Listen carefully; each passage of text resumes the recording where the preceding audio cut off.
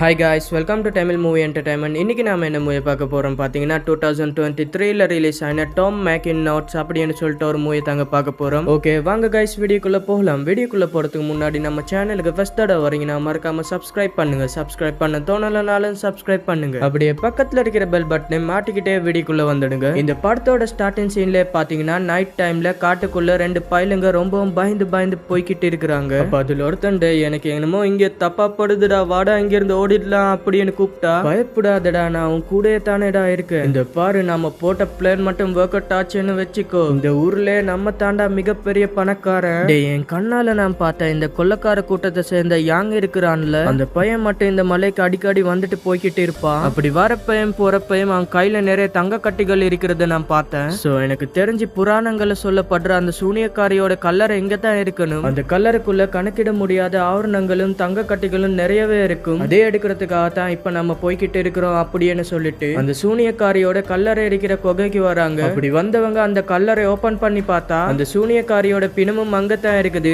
இவங்க நினைச்ச மாதிரியே அந்த கல்லறைக்குள்ள நிறைய தங்கமும் நிறைய வைரமும் இருக்குது. அப்ப கூட ஒரு நல்லவன் போலவே ஒருத்தன் வந்தான் பாத்தீங்களா. அவன் சடனா கத்தி எடுத்து அந்த மொட்டையின ஒரே குத்தா குத்திட்டு இனிமே இந்த மொத்த புதையலும் எனக்கு மட்டும் தாண்டா அப்படின்னு சொல்லிட்டு அப்படியே இங்க படுத்துக்கிட்டு இருக்கிற அந்த சூனியக்காரிய பாக்குறா. பார்த்துட்டு அவ அழகுல மயங்கி அவ கூட கொஞ்சம் அப்படி இப்படி இருக்க ட்ரை பண்றா. அப்ப இதனால காண்டாவின அந்த சூனியக்காரி திடீர்னு கண் முழிக்கிறா. அந்த இடத்த விட்டே காணாம போயிடுறா. அப்ப அவனும் அவ எங்க போயிட்டா அப்படின்னு சுத்தி முத்தி பாத்துக்கிட்டு இருக்க சடனா அவ ஒரு வுல்ஃப் மாதிரி மாறி இந்த பயலோட கழுத்தை கடிச்சு ரத்தத்தை உரியிறா. அப்ப தாங்க அந்த இடத்துக்கு நம்ம படத்தோட ஹீரோவோட என்ட்ரியை கொடுக்குறாங்க. அப்படி அவன் வந்துட்டு இந்த சூனியக்காரிய பிடிக்க ட்ரை பண்றான். அப்ப இவங்க ரெண்டு பேத்துக்குள்ளேயும் ஒரு பயங்கரமான சண்டை போய்கிட்டு இருக்கு. அப்ப அந்த சண்டையோட முடிவுல சிவப்பு புடவை வச்சு அந்த சூனியக்காரிய சுருட்டி புடிச்சு மறுபடியும் அவ இருந்து அந்த கல்லறைக்குள்ளேயே சிறப்பிடிச்சு வச்சுட்டா நம்ம ஹீரோன்னு சொல்லிட்டு அவனோட ஃப்ரெண்டு இந்த கொள்ளக்காரனுங்களுக்கெல்லாம் தனியா ஒரு மார்க்கெட் இருக்கும் போல மார்க்கெட்ல உள்ளவங்க கிட்ட நம்ம ஹீரோ பண்ண வீர தீர சாகசமான விஷயங்களை பத்தி சொல்லிக்கிட்டு இருக்கிறான். அதெல்லாம் கேட்டவங்களும் யார் அவரு நம்ம அவரை பார்க்கலாமா அப்படின்னு கேட்டா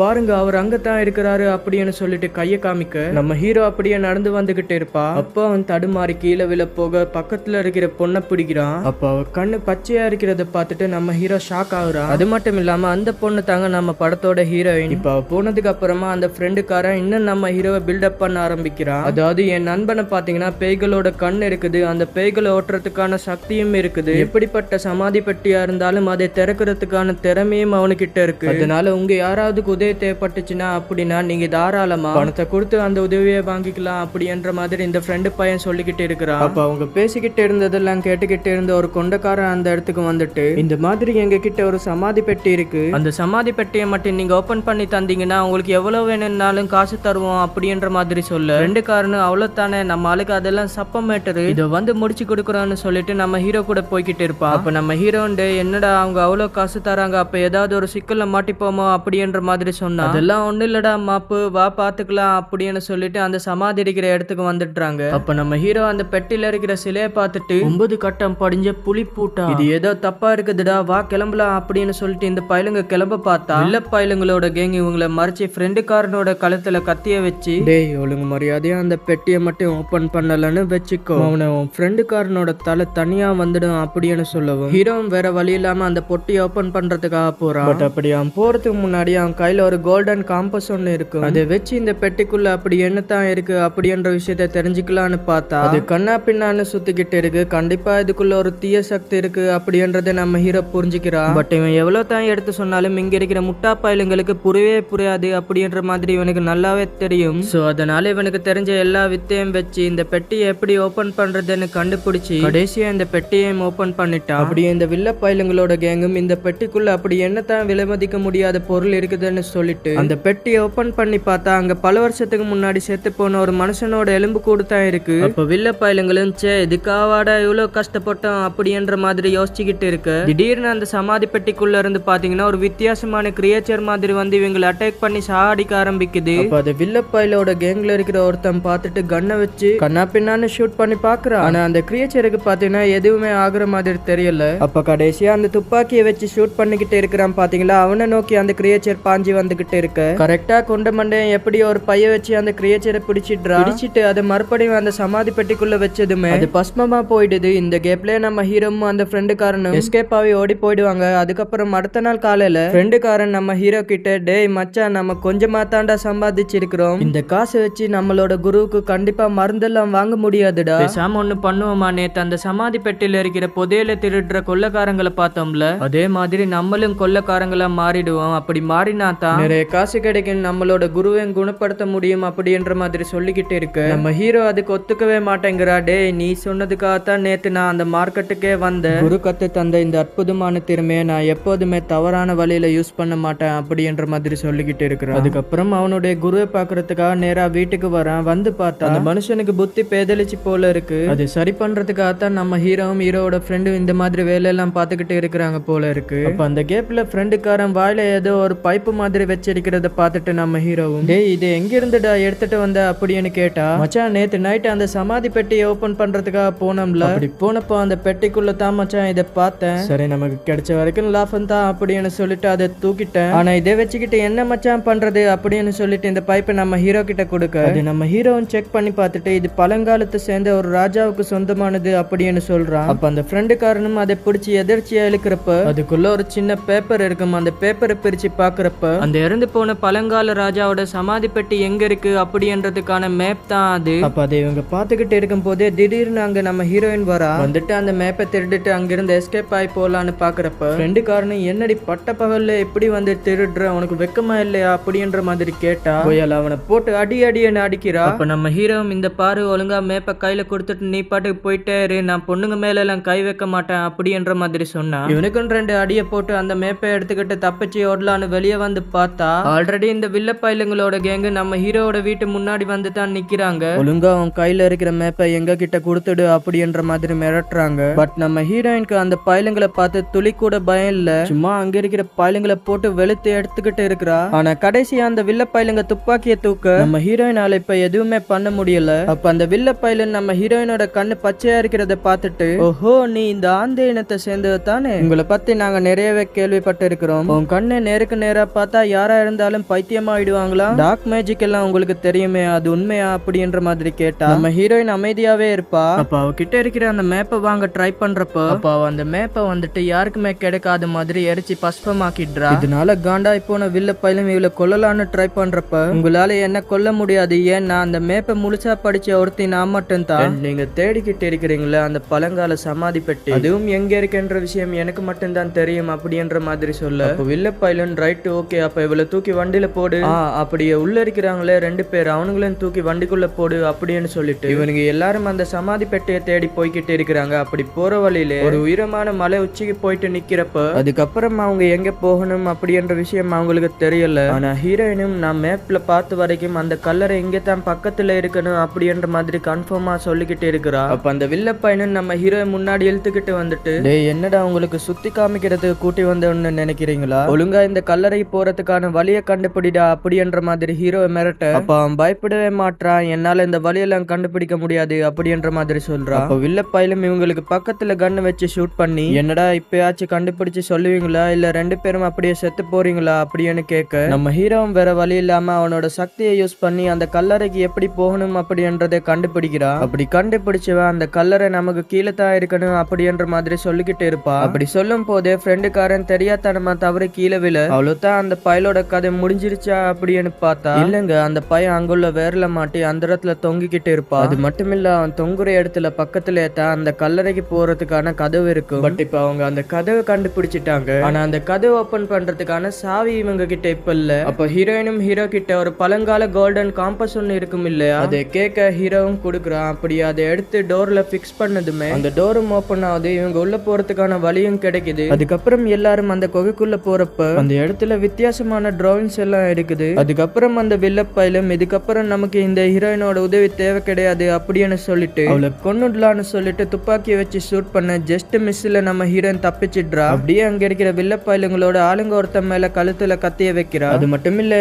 ஒருத்தனை பார்த்ததுனால அவன் வந்து பைத்தியம் மாதிரி சிரிச்சுக்கிட்டு இருக்கிறான். அப்ப அந்த பையலும், பாஸ் நான் முன்னாடியே சொன்னல இந்த பொண்ணு ரொம்ப ஆபத்தானவ, பாருங்க ஒரு பையல இவ மாய்கிட்டா, இவ கண்டிப்பா நமக்கு தேவை, இவளை விட்டுடலாம் அப்படின்ற மாதிரி சொல்ல, இல்லனும் சரி இவளை போனா போதுன்னு விட்டுடுறா. அதுக்கப்புறம் ஹீரோயினும் அந்த சிரிச்சுக்கிட்டு இருக்கிற பையன் மேல கல்ல தூக்கி போட்டு அவனை நார்மல் ஆக்கிடுறா. அதுக்கப்புறம் அவங்க இந்த இடத்துல இருந்து இன்னும் டீப்பா இந்த குகைக்குள்ள போய்கிட்டு இருக்கிறாங்க. அப்படி போறப்போ அங்க செவத்துல நிறைய குழந்தைகளோட சிலைகள் இருக்கும். அதை பார்த்துட்டு ஒரு பையன் ஆசையா அதை அது தூக்கலான்னு போறப்ப அது தொடாதடா, அது வெறும் பொம்மை இல்ல, அது உயிரோட இருந்த குழந்தைங்க அப்படின்னு சொல்றான். அதாவது பழங்காலத்துல ஏதோ ஒரு சடங்கு செய்யறதுக்காக உயிரோட இருந்த குழந்தைங்களை மெழுகுவத்தியா மாத்தி வச்சிருக்கிறாங்க. சோ இதெல்லாம் பார்த்துட்டு அங்க இருக்கிறவங்க எல்லாம் பயந்து போறாங்க. அப்ப ஹீரோ நம்ம ஹீரோயினை தனியா கூப்பிட்டு, நீ பண்ணதை நான் கண்டுபிடிச்சிட்டேன், அந்த பையன் ஒன்னும் கண்ணை பார்த்து சிரிக்கல, அவன் கையில இருக்கிற பவுடரை வச்சு தான் அவனை சிரிக்க வச்ச அப்படின்ற மாதிரி கேட்க ஹீரோயினுக்கு செம்ம ஷாக் ஆயிடுது. ஆனா இந்த விஷயத்தை பத்தி நம்ம ஹீரோ மத்தவங்க யாருக்கிட்டன்னு சொல்லல. இப்ப இவங்க நிக்கிற இந்த குகைக்கு நடுவுல ஒரு சின்ன குழி மாதிரி இருக்கும். அந்த குழிக்குள்ள நிறைய மனுஷங்களோட எலும்பு கூட எல்லாம் கிடக்குது. ஆனா அப்பதான் நம்ம ஹீரோ நோட்டீஸ் பண்ற அந்த சிலை மாதிரி இந்த குழந்தையோட கை காலெல்லாம் அசைது. அப்படியே அது எந்திரிச்சு அங்கிட்ட இங்கிட்டுமா ஓடுது. பத்தாக்குறைக்கு இந்த ஃப்ரெண்டுக்காரனுக்கு இந்த கொண்டக்காரன் வச்சிருக்கிற பைக்குள்ள ஒரு குழந்தையோட கால் தெரியுது. ஆனா அந்த பையிலும் அப்படி எதுவுமே கிடையாது அப்படின்னு சொல்லிட்டு அந்த பேக்கை இருக்குமா பிடிச்சிக்கிறான். அங்குள்ள எல்லாருமே அந்த ஃப்ரெண்டுக்காரனை வெறிக்க பாத்துக்கிட்டு இருக்கிறாங்க. அவனும் மச்சான் என்னடா ஆச்சு, எதுக்குடா எல்லாரும் என்னைய பாத்துக்கிட்டு இருக்கிறாங்க அப்படின்னு கேட்க குழந்தை பேய் பாத்தீங்கன்னா அவனோட ஷோல்டர்லயே உட்கார்ந்துகிட்டு இருக்குது. அது மட்டும் இல்ல, இன்னும் நிறைய குழந்தை பேய் வந்து இவங்களை அட்டாக் பண்ண ஆரம்பிக்குது. அதனால இந்த பேய் அழிக்கிறதுக்காக எவ்வளவு கஷ்டப்பட்டு பாக்குறாங்க, துப்பாக்கியால ஷூட் பண்ணி பாக்குறாங்க, கத்தியால குத்தி பாக்குறாங்க, அதுக்கு எதுவுமே ஆக மாட்டேங்குது. ஆனா நம்ம ஹீரோயின் கிட்ட ஒரு பழங்கால கத்தி இருக்கும். அந்த கத்தில தெரியாம அவளோட விரல் பட அதுக்கப்புறமா தான் இவங்க எல்லாருமே பாத்துக்கிட்டு இருக்கிறது பொய், ஒரு இல்யூஷன் அப்படின்றது தெரிய வருது. அதனால நம்ம ஹீரோவோட விரல்ல ஒரு கீரலை போட்டு, பாரு இது எல்லாமே கட் பண்ண நமக்குள்ள தான் நம்ம சண்டை போட்டுக்கிட்டு இருக்கிறோம், இதை தடுக்கணும்னா நம்ம எல்லாருக்கும் ஒரு கீரலை போட்டாகணும் அப்படின்னு சொல்ல ஹீரோவும் ஃப்ரெண்டுக்காரன் ஒவ்வொருத்தனுக்கும் கீரலை போட்டுடுறாங்க. பட் அப்படி போட்டவங்க யாருக்குமே தெரியாம அந்த இடத்த விட்டு எஸ்கேப் ஆகி போயிடுறாங்க. அந்த விஷயம் நம்ம ஹீரோயினுக்கும் தெரியுமா, நான் போனா போட்டும் அப்படின்னு விட்டுடுறா. இந்த விஷயத்தை பத்தியும் யார்கிட்டயுமே சொல்லல. ஆனா இவனுங்க ரெண்டு பேரும் தப்பிச்ச விஷயம் இந்த வில்ல பயலுக்கு தெரிய வந்ததுமே அவனுக்கு செம்ம காண்டாயிடுது. ஏன்னா இவங்க அடுத்தடுத்து முன்னேறி போகணும்னா ஹீரோவோட ஹெல்ப் தேவை இல்லையா. சோ அதனால ஹீரோவை எப்படியாவது கண்டுபிடிக்கணும் அப்படின்ற மாதிரி வில்லன் ஒரு பிளான போட இந்த கேங்ல கொண்ட மண்டைய அப்படின்னு ஒருத்தன் இருப்பான் இல்லையா, அவனோட பேக்குள்ள இன்னொருத்தன் மருந்து எடுக்கலான்னு கைய விடுவான். ஆனா அப்படி விட்டதுமே இந்த கொண்ட மண்டையனுக்கு பயங்கரமா கோபம் வந்துடுது. எதுக்குடா பேக்க தொட்ட அப்படின்ற மாதிரி கேட்டா, எனக்கு அடிபட்டு இருக்கு, எனக்கு மருந்து வேணும், அதனால தான் பேக்குள்ள கைய விட்டேன் அப்படின்றா. சோ இந்த கொண்ட மண்டைய அந்த பேக்குள்ள அப்படி என்னதான் வச்சிருக்கிறான்னு தெரியல, பொத்தி பாதுகாக்கிறான். இப்ப கட் பண்ணிட்டு இன்னொரு பக்கம் நம்ம ஹீரோயும் அந்த ஃப்ரெண்டுக்காரனை காமிச்சா, மச்சான் எப்படியும் அந்த வில்ல பையன் கிட்ட இருந்து தப்பிச்சிட்டோம், எப்படிடா இங்க இருந்து தப்பிச்சு போறது அப்படின்ற மாதிரி பேசிக்கிட்டு போறப்பவே ரெண்டு பேருமே அப்படியே படுத்தரைக்கு அப்படியே கீழே விழுந்துடுறாங்க. அப்படி விழுந்தவங்க எந்திரிச்சு பார்த்தா ஆப்போசிட்ல வில்ல பயலுங்களோட கேங்கு ரொம்ப ஈஸியா வந்து மாட்டிக்கிட்டாங்கல்ல. அப்ப வில்ல பயலோட கேங்ல இருக்கிற ஒரு பொண்ணு ஃப்ரெண்டுக்காரனோட கழுத்துலயே கத்திய வச்சு, அவனை இன்னொரு டைம் இந்த இடத்த விட்டு தப்பிச்சு போலான்னு நினைச்சீங்க, உயிர் இல்லாத பொணமா தாண்டா போவீங்க அப்படின்ற மாதிரி மிரட்டிட்டு மறுபடியும் இவங்க அடுத்த இடத்துக்கு முன்னேறி போறாங்க. அப்ப அந்த வில்லன் கேங்ல இருக்கிற அந்த பொண்ணு நம்ம ஹீரோயின் கிட்ட, எங்களுக்கு பணம் வேணும், நாங்க அதுக்காக அந்த கல்லறையை தேடுறோம், நீ எதுக்காக அந்த கல்லறையை தேடுற அப்படின்னு கேட்டா ஹீரோயின் எதுவுமே பதில் சொல்லாம அந்த இடத்த விட்டு கிளம்பிடுறா. அதுக்கப்புறம் அவங்க மொத்த பேரும் இன்னொரு இடத்துக்குள்ள போறாங்க. அப்படி போயிட்டு பார்த்தா அந்த ரூம்குள்ள எதுவுமே இல்ல, அடுக்கடுக்கான பலகைகள் மட்டும் தான் ஆப்போசிட்ல இருக்கு. அதனால ஆளுக்கு ஒரு பக்கமா பிரிஞ்சு போய் தேடுங்கடா அப்படின்னு வில்லப்பாய சொல்ல, அப்பதான் ஃப்ரெண்டுக்காரன் 3 நாக்குள்ள டிராகனோட ஒரு சிலை ஒண்ணு பாக்குறான். அதை பார்த்துட்டு அவனும் ஹீரோ கிட்ட, டே இது என்னடா மிருகம் அப்படின்னு கேட்டா, நான் புராணங்களை படிச்ச வரைக்கும் இது நரக கதவுக்கு பாதுகாப்பா இருந்திருக்கு அப்படின்ற மாதிரி சொல்றான். அப்ப அங்க ஒரு மிகப்பெரிய சிலை ஒண்ணு இருக்கும். அந்த சிலையோட கையில சின்ன ஒரு சாவி எடுக்கிறது அந்த ஃப்ரெண்டுக்காரன் பார்த்துட்டு, அது அப்படியே விளையாட்டுத்தனமா கையில எடுக்க இவங்க உள்ள வந்தாங்களே பாதை அது அப்படியே மூடிடுது. அது மட்டும் இல்ல, சுத்தி இருந்த எல்லா நுழைவாயும் மூடிடுது.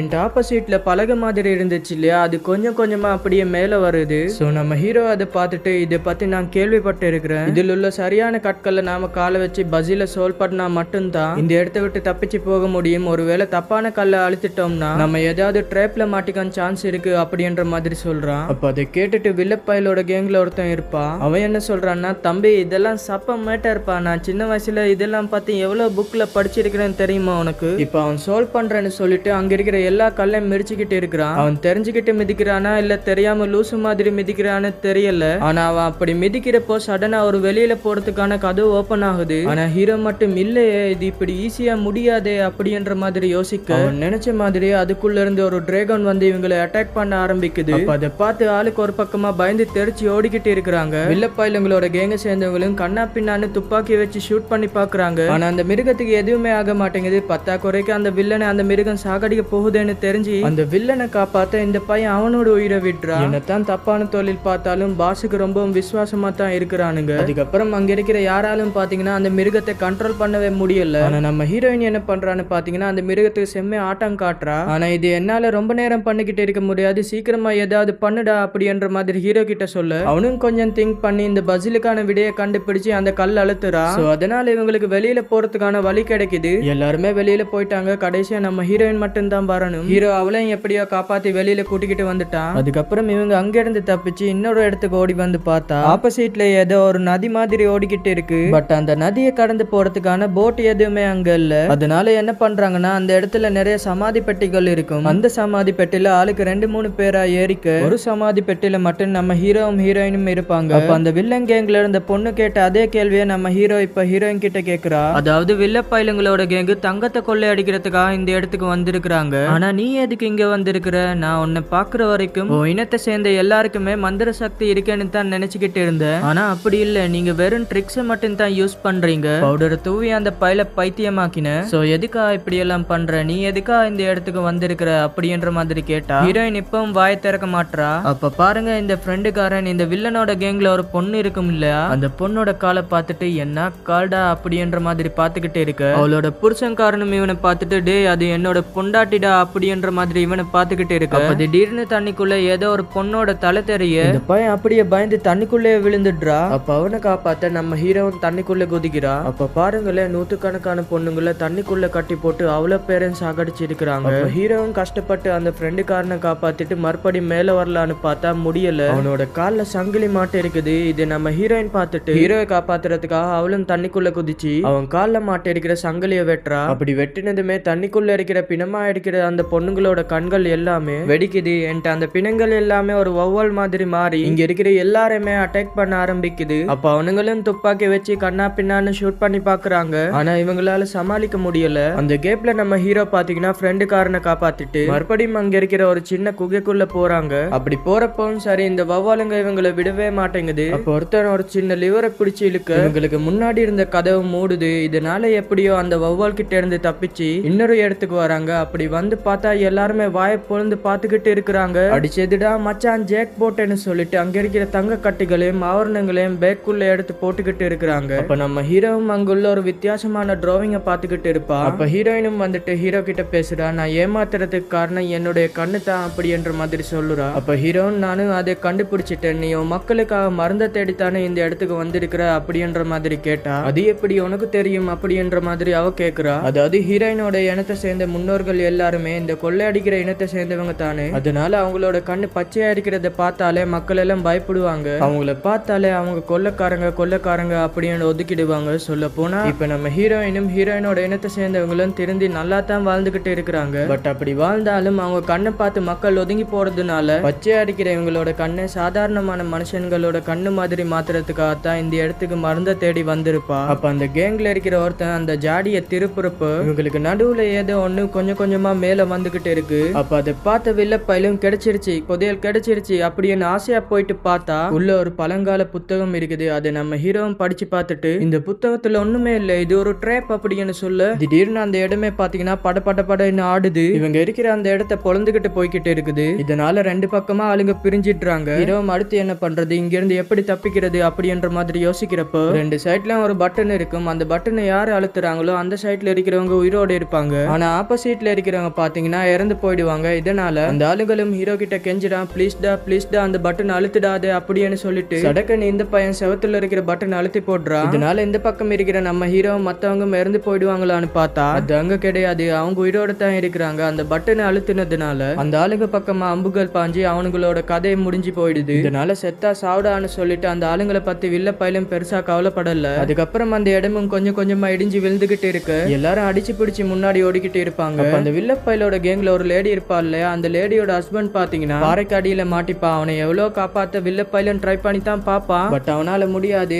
அதே டைம்ல கொண்ட மண்டே ஒரு பேக் வச்சிருப்பான்ல, அந்த பேக் கீழே விழ அதுக்குள்ள ஒரு குழந்தையோட தலை தெரியுது. அதை இன்னொருத்தன் பார்த்துட்டு மத்தவங்க கிட்ட சொல்லிட கூடாதுன்றதுக்காக அந்த கொண்ட மண்டே அவனை பிடிச்சு பாறையில தள்ளி விட்டுடுறா. சோ அவனோட கதையும் முடிஞ்சிருச்சு. அதுக்கப்புறம் உயிர் பொழைச்சவங்க கஷ்டப்பட்டு அந்த குகையை விட்டு வெளியில வந்துடுறாங்க. ஆனா நடந்த அந்த கலவரத்துல நம்ம ஹீரோவோட டீம் ஒரு பக்கமும் அந்த வில்லப்பையிலோட டீம் ஒரு பக்கமும் பிரிஞ்சிடுறாங்க. அப்ப அவங்க கொஞ்சம் கொஞ்சமா முன்னேறி போய்கிட்டு இருக்கிறப்போ ஆப்போசிட்ல மிகப்பெரிய ஒரு பொண்ணோட சிலை ஒண்ணு இருக்கு. அப்ப அதை பார்த்த ஃப்ரெண்டுக்காரனும் மச்சா இது யாரோட சிலைடா அப்படின்ற மாதிரி கேட்டா அவன் மேபி இறந்து போன அந்த டான் ராஜாவோட மனைவியாவோ இல்ல விருப்பப்பட்ட பெண்ணாவோ இருக்கலாம் அப்படின்ற மாதிரி சொல்றான். அப்ப கரெக்ட் கரெக்டா அந்த இடத்துக்கு இந்த வில்ல பயலோட கேங்கும் வர இப்ப எப்படிடா இங்க இருந்து அங்கே போறதுன்ற மாதிரி யோசிச்சுக்கிட்டு இருப்பாங்க. அப்ப நம்ம ஹீரோக்கு அந்த கொகையில பார்த்த டிராவிங் ஞாபகத்துக்கு வர இவங்க வச்சிருக்கிற அந்த கொக்கையை எடுத்து அந்த சிலை மேல தூக்கி போட்டு அந்த கயிறை யூஸ் பண்ணி இவங்க எல்லாருமே இங்க இருந்து அந்த பக்கமா போயிடுறாங்க. அப்படி போனதுக்கு அப்புறமா நம்ம ஹீரோ அந்த கோல்டன் காம்பஸ வச்சு செக் பண்ணி பாக்குறப்ப அது வந்துட்டு கண்ணா பின்னான்னு சுத்திக்கிட்டு இருக்கு. அப்ப ஹீரோயினும் ஒரு சந்தேகத்துல கல்ல தூக்கி போட்டு உள்ள ஏதாவது ட்ரேப் இருக்கான்னு பார்த்தா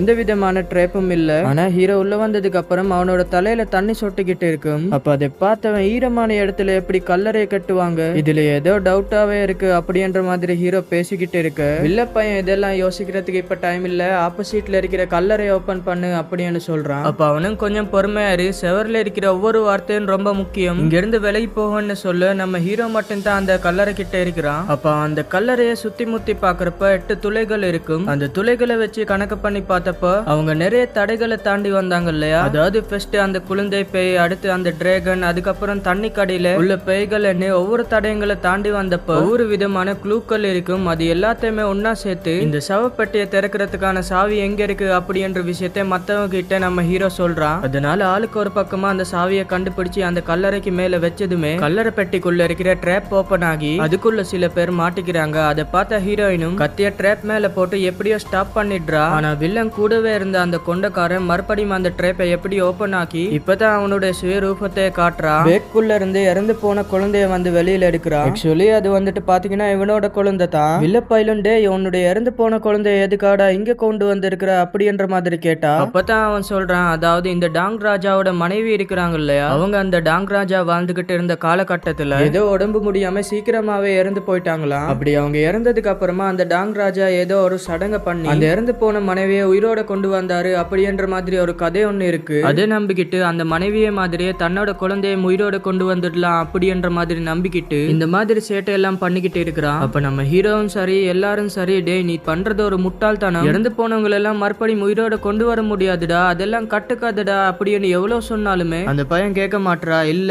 நான் கொண்டு வருவேன், இங்க இருக்கிற எல்லாருமே கொண்டு ரத்த பலி கொடுத்து என்னோட குழந்தைக்கு மறுபடியும் உயிர் கொடுப்பேன் அப்படின்ற மாதிரி பேசிக்கிட்டு இருக்கிறான். அப்படி பேசினது மட்டும் இல்லங்க, வில்லப்பாயிலோட கேங்ல சேர்ந்த ஒருத்தனோட தலையை வெட்டி போட்டான். அப்படி வெட்டினதுனால வடிகிற ரத்தம் கீழே உள்ள சோல்ஜர்ஸ் மேல ஊத்திக்கிட்டு இருக்கு.